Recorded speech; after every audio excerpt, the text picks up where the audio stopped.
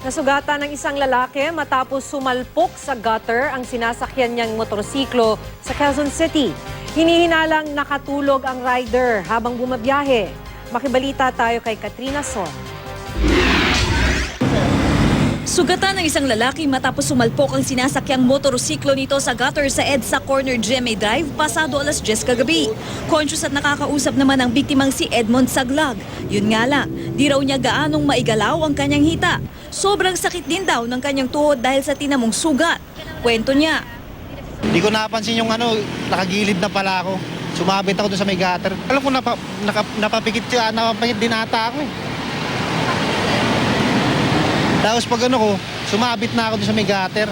Galing pa raw siya ng Bulacan at papasok na sana sa trabaho.